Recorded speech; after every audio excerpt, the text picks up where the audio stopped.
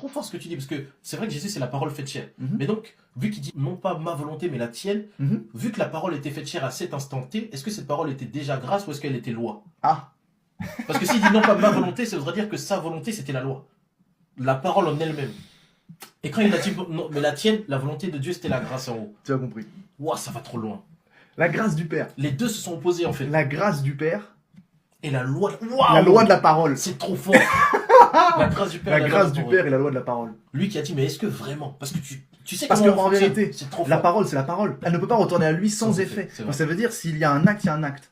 Donc c'est-à-dire que c'est pas la parole qui fait miséricorde, c'est le Père. Oh my God. La parole, c'est une parole. Mais oui, c'est vrai, Elle c'est une agit. parole. La parole, c'est une loi. C'est une loi. C'est pour ça que le Seigneur, quand il explique, en fait, le Seigneur, Dieu le Père, c'est Jésus-Christ, c'est la même personne. Mais dans le protocole spirituel, lorsqu'il dit non pas ma volonté, mais la tienne, c'est un rapport en disant, là, en fait, on n'est plus sous la loi. On Ouais. passe dans la grâce. C'est la miséricorde de Dieu qui agit par la parole. Donc la parole devient miséricorde. La parole te fait miséricorde. Parce que Dieu est miséricorde. Et donc la parole est miséricorde. Autant donné que la parole était avec Dieu, la parole était Dieu. Mais ça veut dire que même le mode de fonctionnement de la parole n'est plus un fonctionnement qui agit sous la loi, mais qui agit sous la grâce. Mais c'est pour ça que Jésus il est venu accomplir la loi. Il l'a pas détruite, il l'a accompli. Non pas sa volonté, mais la volonté de Dieu. Parce que la Pardonnez-nous. loi- Mais oui, parce J'espère que vous suivez. Oui, parce que la loi en réalité c'est la volonté Bah, de Dieu. on a qui dit s'applique. foi et révélation. Voilà, foi et révélation. La loi c'est la volonté de Dieu qui s'applique en vrai. C'est Dieu dit ça, il faut faire ça. Et Dieu, Point. et cette C'est loi pour ça a que dit- Dieu ne change pas. Non mais tu te rends compte jusqu'où ça va?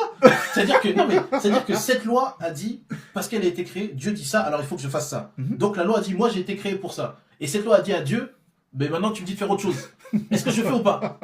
Et Dieu a dit bah oui, fais-le. Oui, parce que dans mon cœur, c'est miséricorde. Et c'est ça que je veux. Donc même la loi elle s'est dit mais bah vas-y. Non mais en fait quand tu prends la dimension du truc c'est une dinguerie en fait. Dieu est Waouh, bon. Dieu est merveilleux. Dieu est bon. Dieu vous a sauvés. Il vous a sauvé Il vraiment. vous a vraiment... Il nous a sauvés. Il Dieu nous a nous a sauvés à la fois dans une Wow. dimension éternelle et de salut, Wow. etc. Mais je peux vous assurer que même votre vie sur terre est le fruit du sauvetage de Dieu par sa grâce. Et c'est pourquoi vous devez découvrir Dieu votre sauveur. Ah bah oui. Découvre Dieu ton sauveur. Découvre comment Dieu t'a sauvé. Peut-être que tu vas dire, ouais, j'aurais voulu faire ça depuis toute ma vie. Au final, Dieu te dit, mais si tu l'avais été, tu te serais perdu. Mhm. Je t'ai empêché de faire ça parce que je t'ai sauvé, parce que je t'aime. Et c'est ça qui est important. Dieu vous a sauvé. Découvrez Dieu votre sauveur, ça va vous produire une reconnaissance, une révérence éternelle. Et ça va surtout être la clé qui va faire que votre feu du premier amour ne diminuera jamais. C'est merveilleux les gars ce que vous avez dit. Osée 6, 6. J'aime la piété plus que les sacrifices. La connaissance de Dieu mieux que les holocaustes. La piété dont parle ici notre Seigneur Jésus-Christ, pour beaucoup de personnes, c'est la prière. Mais c'est également la piété filiale, c'est-à-dire faire connaissance de Dieu.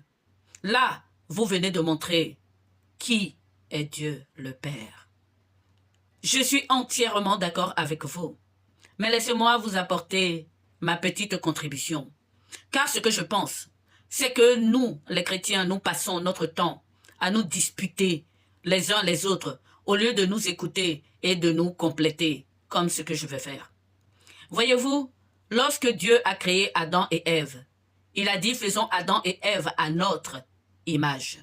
Le nôtre, c'était le Père et le Fils qui était dans le sein du Père. Le Fils, c'est la parole. Et lorsque Dieu a créé Adam et Ève et qu'il a parlé, toute la parole qui sort de la bouche de Dieu est action. Et tout ce qui est action venant de Dieu fait office de loi.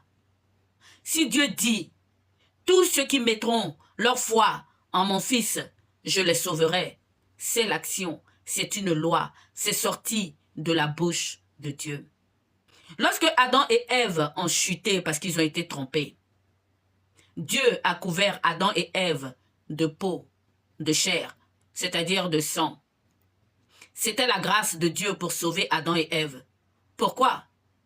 Eh bien parce que lorsque Adam a été créé par Dieu, Dieu lui a dit ceci.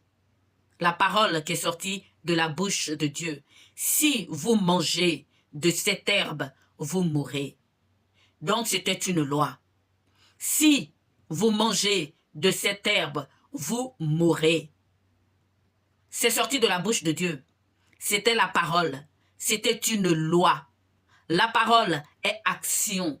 La parole est loi. Et comme le Père, lui, c'est une demeure. Il a couvert Adam et Ève d'une nouvelle demeure, c'est-à-dire de chair et de sang, ce que nous appelons la peau. Il les a couverts de cette peau comme pour être une deuxième demeure. C'était la miséricorde de Dieu. Maintenant, revenons à notre Seigneur Jésus-Christ qui est la parole de Dieu qui est sortie de la bouche de Dieu.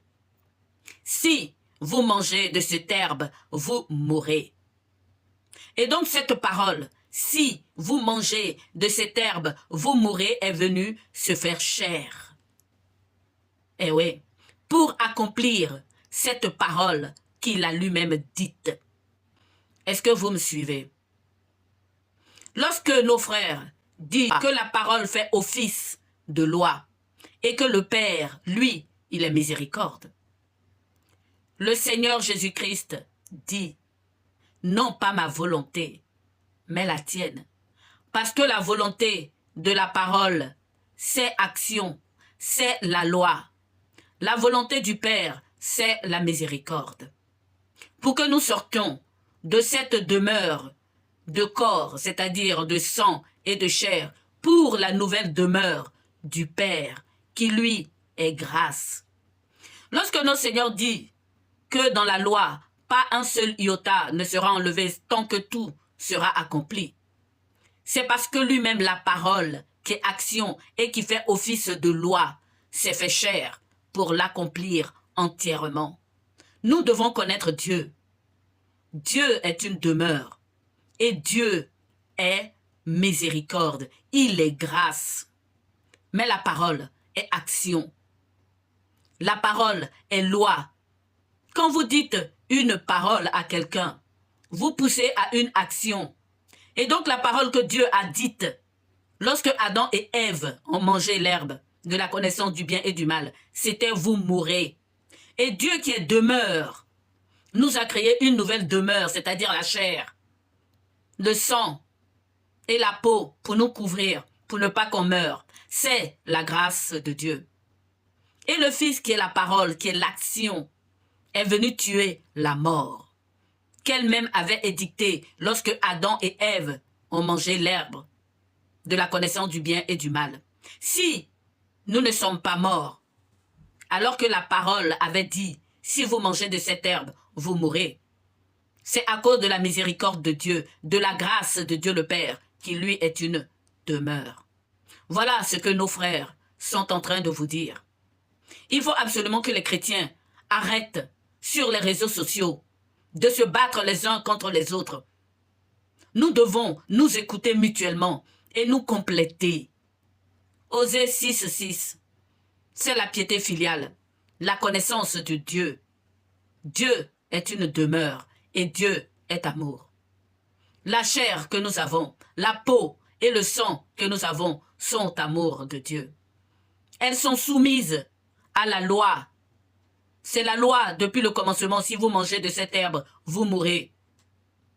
Et notre Seigneur Jésus-Christ, en venant tuer cette mort par sa propre mort, n'a pas fait sa volonté, c'est-à-dire la volonté de la parole, mais il a fait la volonté de la grâce qui est la demeure. Merci, mes frères. C'est en se complétant qu'on devient chrétien. J'aimerais dire aux autres chrétiens qui sur les réseaux sociaux sont dispersés, les prostituées vous précéderont au royaume des cieux. Pour moi, être chrétien, c'est faire partie d'un membre du corps du Christ. Peut-être que je suis le bras et que ces jeunes qui ont parlé sur cette vidéo sont les pieds. Peut-être que d'autres sont la poitrine, mais c'est ensemble que nous pouvons arriver. Bravo les gars. J'ai vraiment aimé votre contenu. C'est pour ça que j'ai voulu apporter mon humble contribution. Dieu est une demeure et Dieu est grâce. La parole est action, la parole est loi et la parole est le Fils. Adam et Ève, en mangeant l'herbe de la connaissance du bien et du mal, étaient condamnés par la loi à mourir. Si vous mangez de cette herbe, vous mourrez. Et Dieu, en nous couvrant de la chair, du sang et de la peau, nous a créé une demeure, toute grâce. Et donc la parole qui avait édicté la loi est venue l'accomplir en mourant sur la croix et en disant « Je ne fais pas ma volonté, je ne fais pas la volonté de la parole, je fais la volonté de la demeure, c'est-à-dire Dieu le Père. » Au commencement était la parole, et la parole était auprès de Dieu, et la parole était Dieu. C'est par elle que tout a été fait pour nous, pour notre salut. En elle était la vie, et la vie était la lumière des hommes. La lumière brille dans les ténèbres, et les ténèbres ne l'ont point saisie. Cette parole s'est fait chair. Tout a été fait par lui, en lui et pour lui. La parole de Dieu qui était dans son sein, cette parole est action. Ouais, Jésus-Christ est le bras de Dieu. Il est la droite de Dieu. Lorsque les Écritures nous disent que le bras de Dieu est avec nous, c'est ça. C'est le Christ Jésus, lui qui était dans le sein du Père et qui s'est fait chair. Frères et sœurs, au commencement, Dieu a dit à Adam, et pour certains à Ève, si vous mangez de cette herbe, vous mourrez. Ça, c'était l'action. C'était la parole. Ça faisait office de loi. Cette parole, il a dite parce qu'il nous a créés pour son Fils, par son Fils et en son Fils. La parole est action. Lorsqu'on dit Jésus-Christ est le roi, il est à la droite de Dieu. La parole est action. La parole fait office de loi. Jésus-Christ est la loi de Dieu. Il faut croire en Jésus-Christ pour être sauvé. Jésus-Christ est la loi de Dieu. Jésus-Christ est devenu la loi de la grâce de Dieu. Parce que Dieu le Père est demeure. Parce que Dieu le Père est amour et miséricorde. Donc lorsque notre Seigneur Jésus-Christ dit « Je ne fais pas ma volonté », c'est-à-dire la volonté de la loi, de la parole, de l'action, depuis le commencement. Si vous mangez de cette herbe, vous mourrez. Je fais ta volonté, toi, Père, qui toi est demeure et qui est toute grâce. Je me tais et je te laisse, Père, agir. La mort donc du Christ signifie le silence de la parole face à la grâce de Dieu. La mort du Christ signifie le silence de cette parole qui a dit « Si vous mangez l'herbe de la connaissance du bien et du mal, vous mourrez. » Lorsqu'on vous dit de faire silence, de parler moins, c'est parce que la parole est une force. C'est parce que la parole fait office de loi. Lorsque le Christ dit « Non pas ma volonté », c'est-à-dire pas la volonté de la parole, pas la volonté de cette parole qui à l'origine avait parlé de la mort, mais la volonté de la demeure. C'est comme ça que Christ va tuer la mort. C'est par le silence. Le Seigneur ne dit-il pas « Vous serez jugés par toute parole qui sort de votre bouche » ? Eh oui, car la parole est action. C'est pour cela que le silence est mieux que la parole. Car la parole est morte sur la croix avec le Christ. Encore une autre chose. Saint Pierre nous dit que toute personne ne se mette pas à enseigner, parce que ceux qui enseignent seront plus durement jugés que les autres. La parole, frères et sœurs, est une arme redoutable, et le Christ est la parole de Dieu. Ne dit-on pas que le Christ est venu comme un agneau, parce qu'il est venu tuer la parole, parce qu'il est venu mettre fin à la force et à la puissance de cette parole. Merci frère. C'est en se complétant, nous chrétiens, qu'on peut y arriver. Mon peuple meurt, faute de connaissance. Parce que ton peuple, Seigneur, se dispute inutilement, au lieu de s'écouter mutuellement et de former cette unité de corps. la sanctification dont tu désires pour venir au milieu de nous. Il faut connaître Dieu. Dieu est demeure, Dieu est grâce. Le Fils, c'est l'action, c'est la loi, c'est la parole. Toute parole qui sort de la bouche de Dieu ne lui revient pas sans porter de fruits. Vous connaissez cette parole, n'est-ce pas? Parce que la parole est loi. Lorsque Dieu dit, cela est. Et à l'origine, il a dit, si vous mangez de cette herbe, vous mourrez. Et la réaction de Dieu, par amour, a été de nous couvrir d'une deuxième demeure, c'est-à-dire la peau et le sang. Dieu est amour, et son Fils est venu nous racheter. Le Fils aussi est amour. Oui, mes frères, Dieu nous a sauvés 3 fois. Lorsque le Fils dit « Mon Père est plus grand que moi », c'est ce qu'il veut dire. Voyons voir les 3 fois que Dieu nous a sauvés. La première fois, c'était lorsque Adam et Ève ont chuté, qui nous a couverts de peau. La peau, c'était la demeure qui lui ressemble lui-même, qui est demeure. Deuxième fois, lorsqu'il a envoyé son Fils dans notre chair. L'opération du Saint-Esprit, c'est la deuxième fois qu'il nous a sauvés. Troisième fois, lorsqu'il a relevé son Fils de la mort par la puissance de son esprit. Dieu nous a sauvés 3 fois.